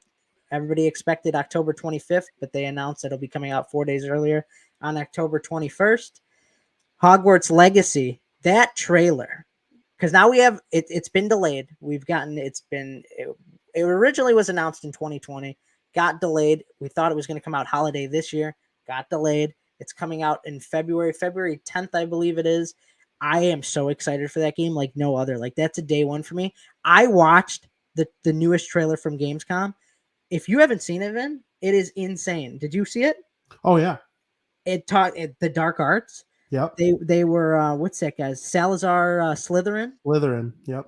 I just think it's so cool. It is the cool. amount of depth that they're gonna have. Like, there's never been a good Harry Potter game. All the Harry Potter games blow. I think this is gonna blow it out of the water. I'm not even kidding. I have chills on my legs right now talking about it, because while it's not directly related to the Harry Potter films, right? They still took input from J.K. Rowling, and I don't think it's going to connect in any way, but there will be Easter eggs that probably allude to stuff that's happened in the world. So, like I said, it's not going to be not. Salazar Slytherin invented the house, right? And put the Chamber of Secrets inside of Hogwarts. I think that it is going to connect more often than people think, but it's just not going to connect to the movies. It's going to be like more of a prequel, you know? Yeah, I get that. It's in the universe. Like, you're not going to hear about Harry Potter. No, but I don't necessarily know if it's canon either. It might not be canon, but because then technically it's not in the universe, right? Yeah, I guess. But if Salazar Slytherin is involved, Salazar Slytherin is basically the reason for the entire second movie. And you know, he gets dummied by that book from Voldemort because of the Chamber of Secrets. Tom Riddle is the heir of Slytherin, and the entire freaking series is based on Tom Riddle. And if we find out like more about Salazar Slytherin and we find out his background, then how can it not be canon? Yeah, like, why make that up? I wonder if he'll have interaction with Godric Gryffindor, Rowena Ravenclaw, or Helena Hufflepuff, I think her name is. They're the OG 4 students at Hogwarts. Hence the classes or the groups you get put in. Yeah. Right? Difficult. Very difficult. I am so excited. I haven't been excited for a game that's not like an NHL or a Call of Duty or just... This is a completely side game. It's the only game in the franchise. I haven't been excited for a game solo like this in a while. I mean, think about it. Probably Elden Ring, because there was so much hype for Elden Ring, and it was like, oh, is it going to be like kind of Lord of the Rings based? Maybe, but I think this game is just going to explode. Because if you think about it, what else games are like that besides like Elden Ring? Assassin's Creed doesn't count. It's already got its series. This is like a one-of-a-kind series.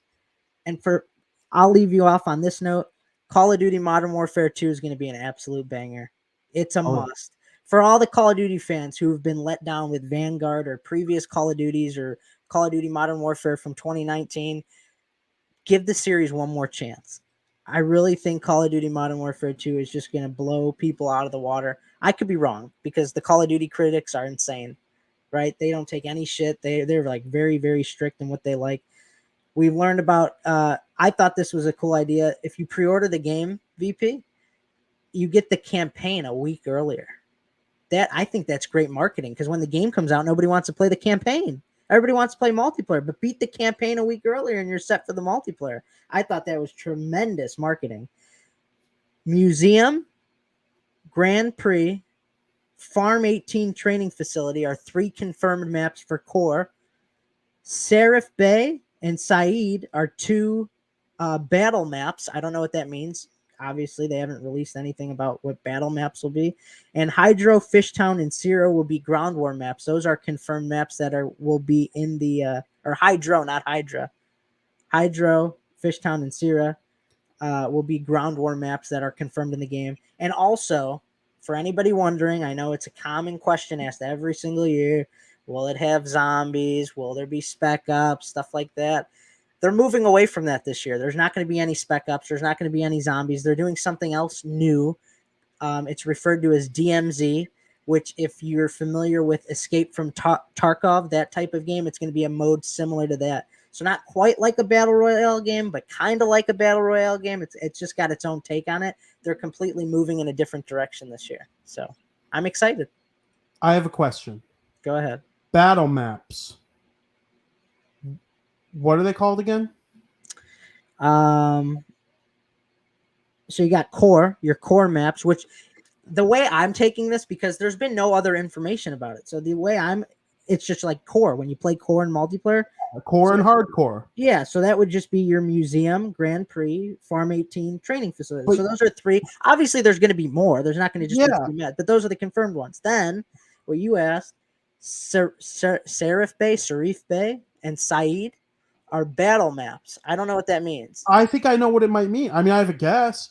What if it's like Battle Royale? Like that's the new war zone.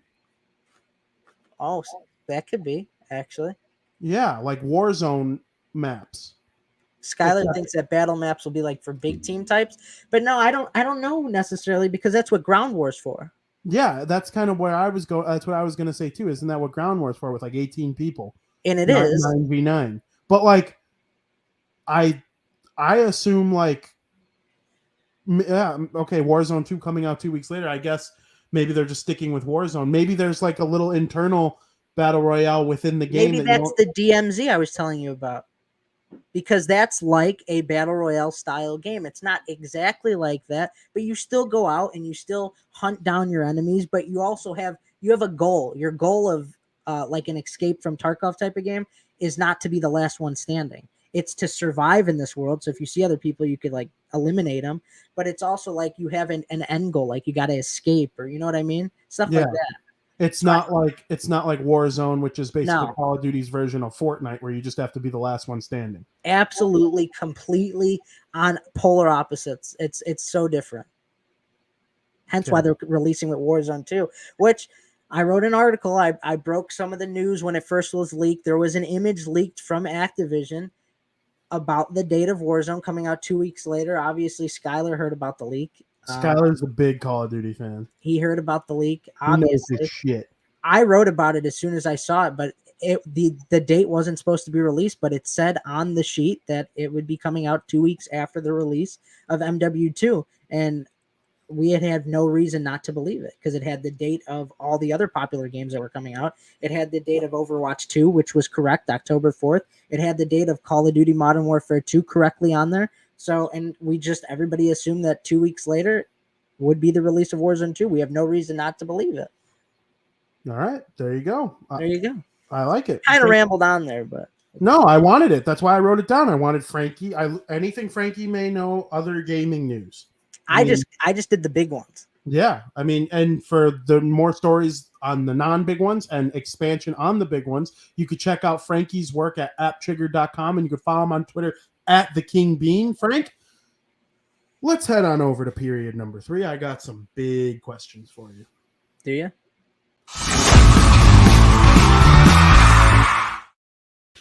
Welcome to period 3. I wrote down Thrones prequel review and She-Hulk review. I didn't fall asleep during Thrones. I started getting heavy-eyed, so I turned it off, and I'm going to finish it tonight. So I'll have reviews, spoiler-free reviews of that and episode 2 next week on Bar Down. Had a crazy week, and same thing with She-Hulk. Oh, so you didn't watch She-Hulk? Haven't gotten to She-Hulk yet, but I know that's an easy watch. I can give a spoiler-free review on She-Hulk. Go ahead.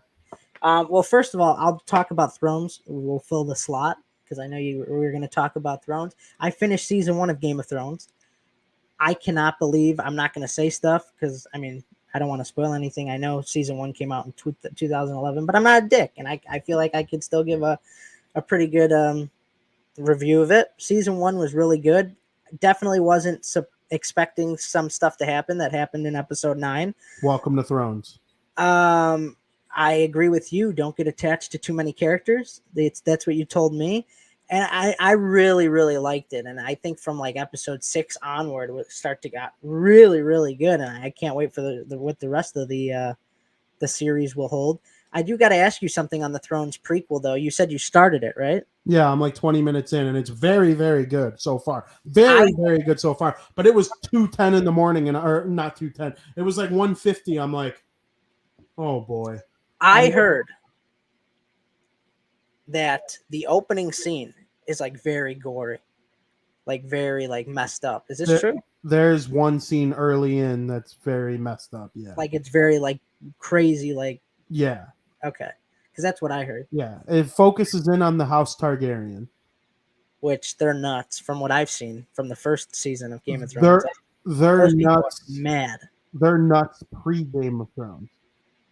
Yeah, I can't wait. Game of Thrones basically just has like 1 or 2 members left trying to like reclaim what was theirs, aka Right. the Iron Throne.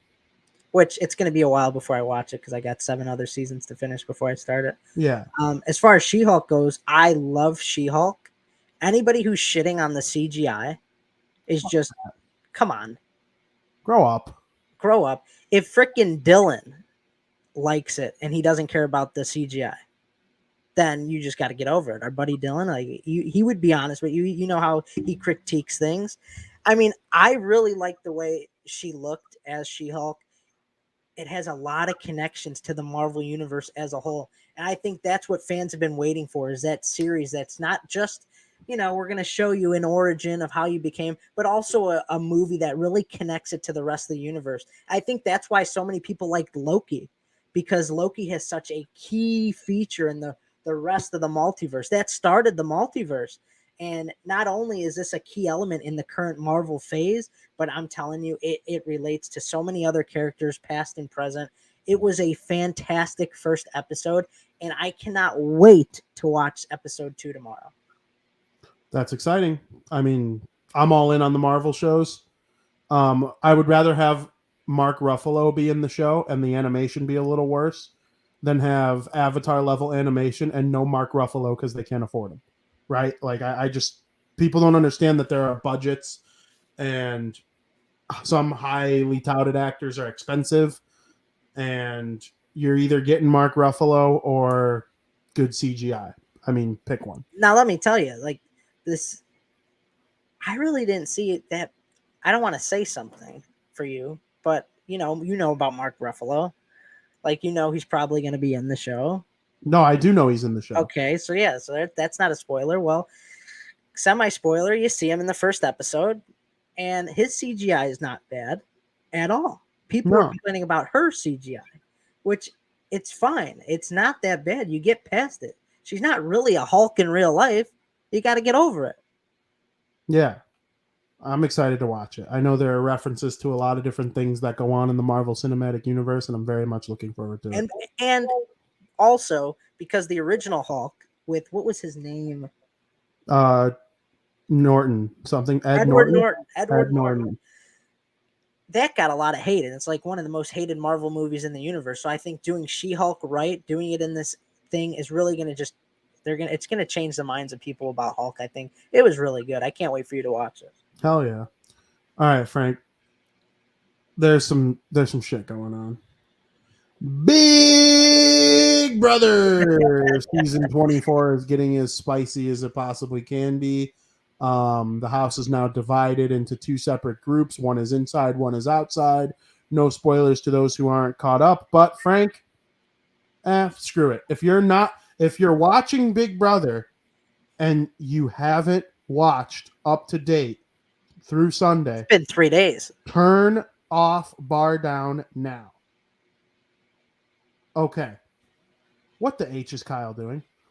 All right. So what did I tell you? Things would get spicy once. Now we're getting like the playoffs portion of the season. Because once you hit jury, it's like a different ball game now. Don't talk to me about playoffs. Yeah. So playoffs. I think Kyle, he's not a complete idiot, right? I had this question asked to me already by somebody else. What I thought of what Kyle would do if I was in Kyle's shoes. And I thought I needed to like make sure I was safe, because with this twist, there's not too many people that are safe. I would have blown up the game too. I just think he went about it the wrong way, because word's gonna get out, right? I think Turner already has an inkling about it. Word's gonna get out that he spilled the beans. Kyle even said, "I'm gonna have to deal with the consequences when I go in." They might save him to their final 7, but he's first up on the pecking order then. I just think there were so many other ways to go about it. He just blatantly came out and was telling everybody, or just tell one person, right? like tell Alyssa, but not necessarily tell Terrence. I get why he did it because he doesn't want Alyssa to go home, but he's more aligned with Alyssa than the leftovers, Easily. which I think from a game perspective is dumb. Would you rather be aligned with 6 other people or one person? Yeah, they might get like married. I mean, yeah, if that's what you in wanted in his brain. yeah, I mean, if that's what you wanted out of the game, sure. But I know if I was on the show, I'm on there to make $750,000, and I don't know if that was the right time to do it. I think if you're going to take a shot at the leftovers, you got to be in the leftovers. I would have mad respect if like Turner went up there and put up Joseph or Monty, and I'm like, wow, he's taking the first big shot at the leftovers. But now Terrence like made that big move on Kyle's behalf, and it's like, if Kyle makes it to the end. Well, Kyle, why do you deserve to win the $750,000? What was your big move? Is he going to say, well, I went to Terrence and I told him to put up, like, come on. I don't know. I don't necessarily agree with it because I think it's very rare that you have an alliance that big make it to the end and be super successful. So I felt like the cards were on, the writing was on the wall, like it was coming eventually. But Michael set up himself very well to win this game. Yeah, Michael's my pick. I want your opinion too on the whole thing. Well, I'm indifferent on the Kyle thing because I think it could go one way or the other for me. Like if I feel it's like if someone on the leftovers gets sent home from the outside group, they're going to want to know, the inside group's going to want to know what happened, and they're going to eventually figure out that it was Kyle. So it's up to him to keep winning vetoes and keep winning competitions, maybe be HOH and explain himself for why he did it. And to save himself, he doesn't have to make the showmance be known to the people inside. He could say it was either me or him, and I played my game for me. Yeah, I would have let the veto play out before I tell everyone that, but you know, it is what it is, and we're gonna see what happens there. I agree with you that Michael is the favorite to become the champion because his final 2, it's unreal, is Brittany, who has done less than nothing. I know. I think if she did nothing, she would have did more than what she's done. Like, and if Michael knows that, he wants the weakest person to go up there with him to final 2, and if it's Michael, who has 1,000,000 championships for HOH/veto under his belt, and a good social game and just the way he's played and presented himself against Brittany, who has done nothing, any voter on the jury with any integrity whatsoever would vote for Michael over Brittany, and he would win Big Brother. Nobody talks about him. Nobody talks about targeting him. It is absolutely insane. I'm stunned. If I was in the house, open up your eyes. He's the first time, or he's the first player this year who's won multiple HOHs. He's won like 3 vetoes. I mean, are we not seeing something that they are, or what? What's going on? I have no idea. And I looked up the contestants online a couple days ago. He's an attorney. He's good. I don't think anybody in the house knows he's an attorney either. He definitely knows how to plead his case. I can't really imagine him putting on like being a suit and like representing someone in the court of law. Imagine if he was like representing you and you're sitting there next to Michael. I'm like, this guy. Yeah, that's an interesting thing. There are 2 Big Brother contestants from this season that don't go by their first name. Who are they? Turner. You knew that about Turner? That's the surprise to me. It's Matthew. It's Matthew Turner. Yeah, and Pooch. And Pooch. Yeah. Yep. I did not know that. Yeah, I knew it was Matthew. I thought his first name was Turner. No, that's his last name. Yeah, Turner can be a first name. Absolutely. But I mean, if you think about it, Trey Turner, Timmy Turner. I mean, it's more often a last name, right? It is more often a last name. But yeah, I've heard people with the first name of Turner. Yeah, I'm drawing a blank on any Turners I know first name though. But there definitely has been across life. Oh yeah, absolutely. Do you agree that Terrence made like probably the biggest move of the season by putting up Joseph and Turner? Yes. I was stunned. My jaw was on the floor. I'm like, wow, he's firing shots Turner doesn't want to be looked at as Brittany and have done nothing. He wants to make moves, and he's the Chicago guy. Yeah, I mean, I still think he has no chance to win, but he has shot. He has a better chance to win after last week than he did before. Oh yeah, his odds definitely probably went up, but he has no shot of winning. No way. I think Joseph and Jasmine are fucked. Justin Turner, Red Santa Claus. Skylar, do me a favor. Search up Turners with first name. Famous Turners with first name. Yeah, I don't know why. Because like there's Tina Turner. Exactly. I mean, maybe we're tweaking. No, there's got to be a famous Turner out there. I feel like I've met someone like Turner McGill or something. Yeah, I was thinking along the same Turner Mick something. I don't like that was what came to my mind too. It's like maybe there is, and we're just subconsciously not thinking of it. Yeah, I don't know. Well, that's Big Brother. Make sure you watch tonight.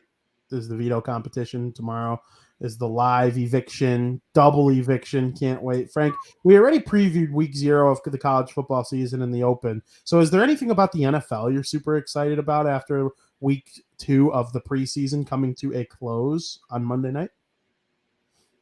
Honestly, nothing specific. I just want the season to get underway. I'm tired of watching preseason football. Let's go. Let's get those starters out there. Let's see what we got. Let's get them rivalries flowing. Let's get those fiery matchups going. Yeah. Yeah, I mean, the starters, according to Matt Eberflus, are going to play the entire first. Oh, Turner Stevenson. Yep. See, there you go.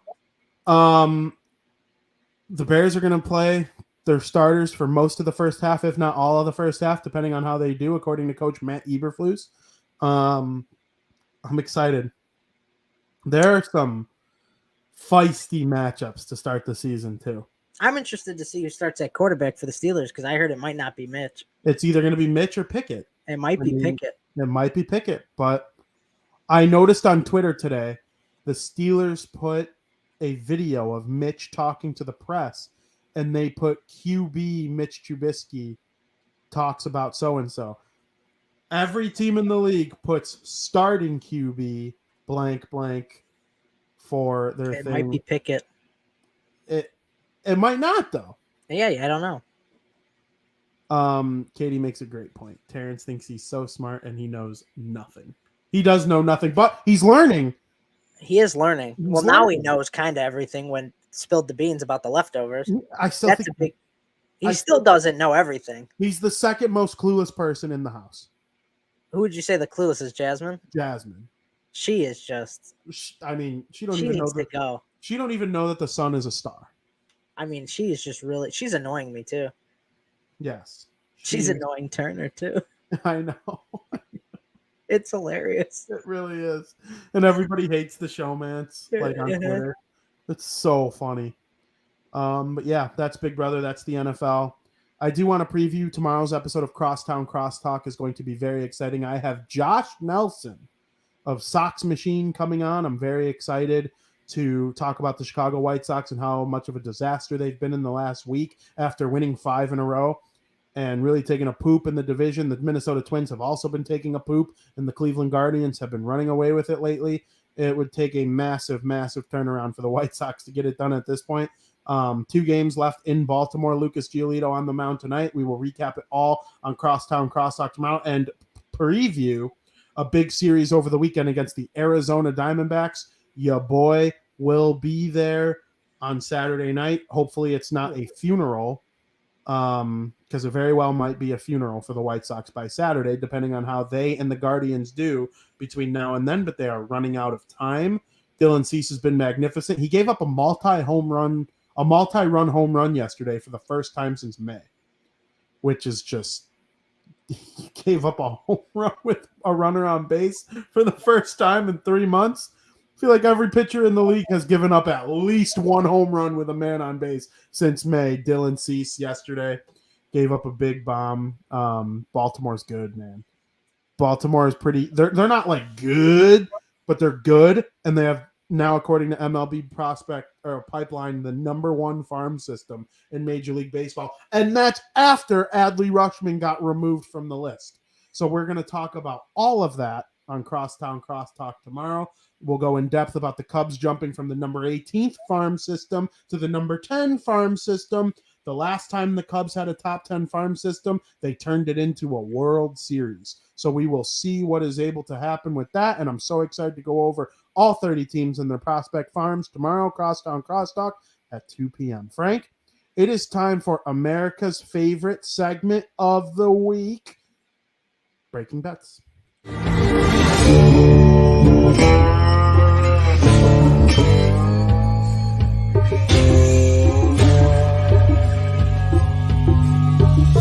Where's my money, bitch? Where's my money, bitch? I've already watched season 1 in whole, but it was pre-COVID with Joey of Better Call Saul. Katie puts a W when I say one nice thing about the Cubs. See, this is why I don't say nice things about them. I'm just kidding. Better Call Saul. I rewatched episode 1 of the first season yesterday because I really want to start, or 2 days ago, because I really want to start watching it, and man, it was good. So if you're a Breaking Bad fan, watch Better Call Saul. There are nuggets for you as a Breaking Bad fan. It is clearly going somewhere really sweet. You have characters that you know very well right off the bat. There's even a moment right at the end where when you're watching it, you go. So I highly recommend. That is my next show that I will be starting after Game of Thrones. I can't start too many shows, though. I got a lot on my plate. No, I get it. I do too. But definitely when I finish Thrones, that'll be my next show that's not like Marvel, Star Wars related. Because the way I do it is I got my shows I watch on regular television. I got my Star Wars show, my Marvel show, and then my side show, like Game of Thrones. So right now I'm rocking Game of Thrones, I'm rocking Clone Wars, and I'm rocking She-Hulk along my other shows. When like She-Hulk ends, then I start like the next Marvel thing. Or when Clone Wars ends, I'll start my next Star Wars thing. So when Game of Thrones ends, I'll start Breaking Bets. And each Breaking Bad. And each sport is like a show too. You got the Major League Baseball show. There's 30 teams playing 162 games. What's going to happen? Who's going to make the playoffs? Absolutely. Who's going to win MVP? Who's going to win Cy Young? NFL. There's 32 teams playing 17 games. You know, who's going to win the AFC West? Is it going to be the Broncos, the Chiefs, the Chargers? The Raiders, I guess, are in conversation. Who's going to win the NFC North? The Packers or the Vikings? There are so many stories within the leagues that it's almost like a TV show for itself. So right now, you're watching the MLB TV show, and there's the preview for the NFL coming up. A month after that, it's going to be hockey that starts. Basketball's right around the corner as well. So it's all these TV shows combined together. It's hard to watch a lot of shows. So I'm right there with you. Right now, we're doing Better Call Saul. Big Brother counts. Yeah. Didn't even mention that. Well, that's my normal just cable television show. Oh, okay. Yeah. Big Brother counts.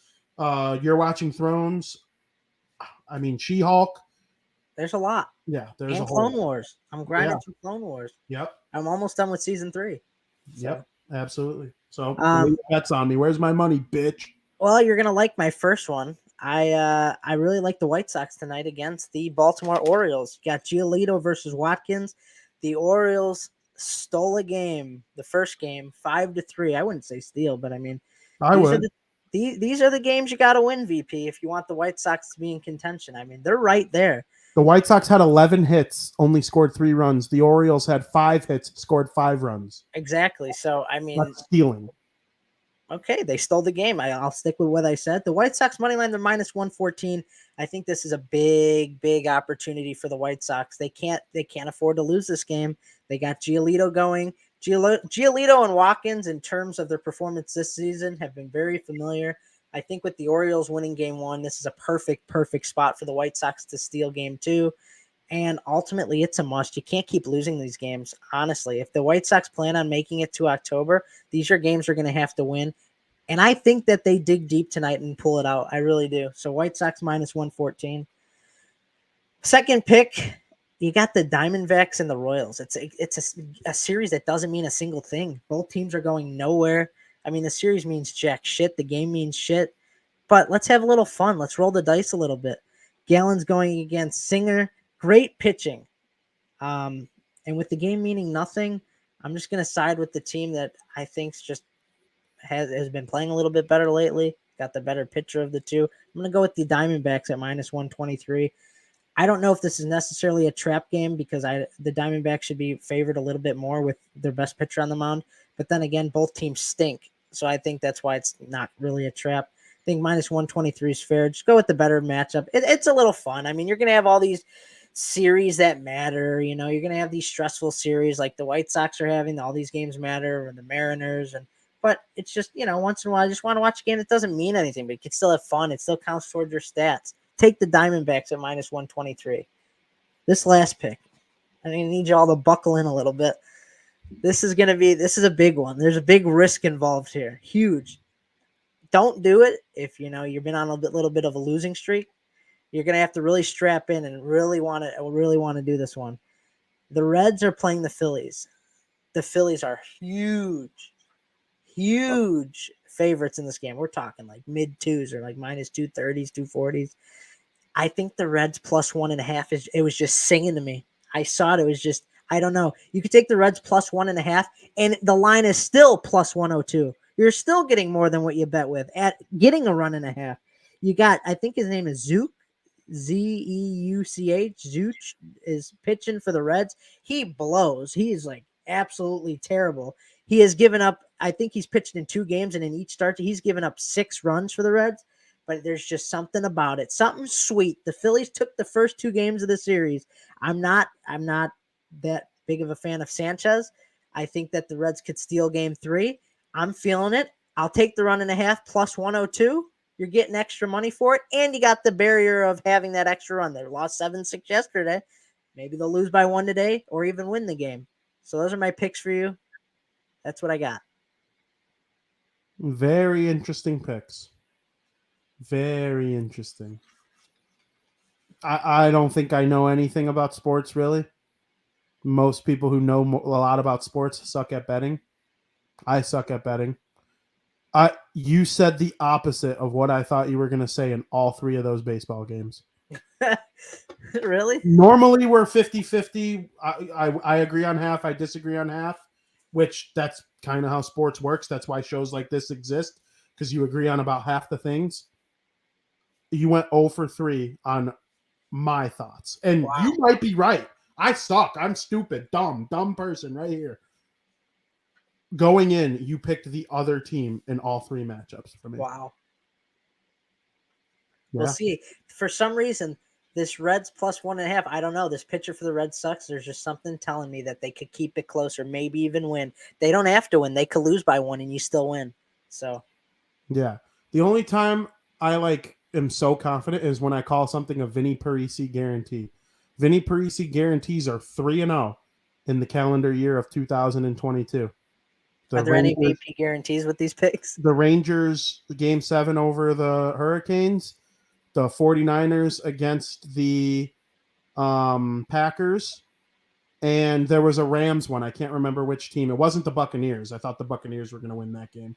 It was the Rams game before that. I forget who it would have been against. I don't remember. And it was that Rams game. Vinnie Parise guarantees are 3-0 this year. So I only make them rarely, and it's when I'm so sure about something. And a lot of the times it's a hot take that I truly believe in. But, yeah, I don't have any Vinnie Parise guarantees right now. I have my hot takes. The Broncos win the West. At minimum, make the playoffs unless the Chiefs go on a run. The Vikings winning the North. Obviously, I'm not Vinnie Parise guaranteeing any of those things. But, man, I was watching the Minnesota Vikings. I'm thinking about some of those players they have on their offense. And I'm like, yep, Skylar's right. It was the Rams against the Cardinals. Me and Joey argued. We screamed at each other. Remember? Mm-hmm. Joey was a complete moron about it. The Cardinals. Did we watch that game together here? We might have. I think Joey showed up after his hockey game. Yep, we did. And by the time he got there, the Cardinals were already getting. I remember that. Yeah. Yeah, what an idiot. And that's the thing. When I throw a Vinnie Parise guarantee on something, I get kind of mean about it. I think anybody who disagrees with a Vinnie Parise guarantee is an idiot, a dumb. I get kind of like, what do you mean you think the Cardinals are going to beat the Rams? Or you think the Packers are going to win a big playoff game at Lambeau against the 49ers? What? The 49ers have the second best roster in the NFL behind the Bills. The only thing that might keep them from making it to the Super Bowl is if Trey Lance is only okay. Or worse than okay. They're making a mistake not starting Jimmy G with that roster. Oh, yeah. Oh, yeah. That's another VP hot take. That's another VP hot take. Matthew Stafford was one of my better takes. I mean, I got plenty of bad takes. I love our takes against each other. Yeah, the Browns blew me last year.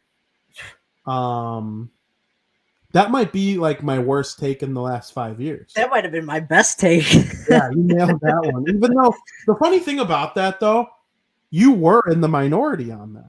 That's okay. No, I know. I'd rather be in the minority and right, without question. But like everyone thought the Browns were going to be good. All Baker Mayfield needed to do was just be average, be the 15th best quarterback. And and that's the way I feel about the Broncos this year. And I'm in the minority again, but I'm ready for this ride. Yeah, I mean, the only difference there for me is Russell Wilson versus Baker Mayfield. True. I mean, Russell Wilson's going to have a statue outside of Seattle, and they're going to retire number 3, and he's going to go to the Hall of Fame, and he's going to be the best short quarterback who ever lived. And yeah, I mean, there's a little bit of like, I see the Broncos like the Rams. The Vikings are like the Browns.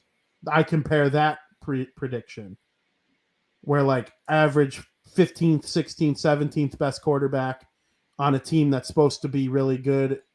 Can that quarterback get them above? Baker Mayfield was unable to. Can Kirk Cousins? To me, the Broncos are like the Rams. They're an elite roster that added an elite quarterback. I have a newfound worry with the Broncos that I'm coming to after the last 2 weeks or so. I'm still sticking with my Broncos make the playoffs pick, but they've had some injuries on offense. But their offensive line is great. Russell Wilson has what's his name from the Packers as his offensive coordinator. Now I think they're going to score a lot of points, and they have a really good defense. So I'm excited, man. Sports are awesome. I can't imagine not liking sports. I watch a ton of them. And Literally. people are probably like, I can't believe you're watching another game. I watch all of them. I wake up in the morning, and of course, my girlfriend, my family, and my friends are the most important thing to me in the world. But besides that, it's like, what sports am I going to watch next? Mm-hmm. You know, when's the next football game? You know, what's the White Sox lineup today? And it's all content related too. You know, what did Matt Eberflus say today that I can write about? The Cubs and the White Sox each released their schedule, and MLB Pipeline put out the prospects for the last, for every team, which the MLB schedule is another thing we're going to talk about tomorrow on Crosstown Crosstalk. Every team in the MLB is playing every team in the MLB for the first time ever. That's exciting. I'm excited. Yeah, for sure. I mean, how many times do I need to watch the White Sox play the Royals or the Twins? Or the Guardians, or the Tigers? How many times do you want to see the Cubs play the Brewers, or the Pirates, or the Reds, or the Cardinals? Yeah, those games matter, but like, I don't know. I'm excited to see everyone play everyone. I'm going to get to see the White Sox play the Diamondbacks this weekend in person. But then next year I'll get to see it again, like, instead of waiting for 6 years. Right. Like, it's just going to be really cool. I'm excited about it big time. So, Frank, do you have anything left on your shoulders that you want to get off real quick? Not really. I think that's about it, to be honest with you. Yeah. I mentioned to Katie earlier today that I believe this is our third to last or second to last summer hockey show where we talk about mostly things that aren't hockey. I mean, preseason will be starting soon, so. Yeah, I believe rookies will show up in like 2 weeks, 3 weeks. So that should be exciting. I think there are 6 shows now left until puck drop, which it kind of blows. The season starts on a Tuesday, I believe. So we'll recap those games on the first season's episode. But this is going to be the third NHL season of Bar Down Talking Hockey. We were mid COVID shortened the year before, not after COVID, like after the bubble. This will be my first full one. Yeah, exactly. So in last year, Joey and I previewed each division leading up, and that was a period. And we had one whole period dedicated to fantasy hockey based on position. So like this week, this period's dedicated to fantasy hockey goalies. I hear you. So we're going to do that this year again because people seem to like it, and it's going to be a good time. Can't wait. We're almost there. Absolutely. We're almost there. I hope everybody's enjoying their summer. Fall is right around the corner. Of course, when fall comes right around the corner, you want to be talking hockey with Bar Down Talking Hockey. You want to be talking playoff baseball with the South Burbs Hitmen and Crosstown Crosstalk. And of course, with football, you have plenty of huge football shows across the Barroom Network. Talking Chicago Bears, NFL, everything in between. It's going to be so much fun. Make sure you are tuned in and following at Barroom Network on Twitter. For Frankie, you can follow at The King Bean on Twitter. For me, you could follow at Vinnie Parise on Twitter. As always, not a happy landing. Thank you for listening.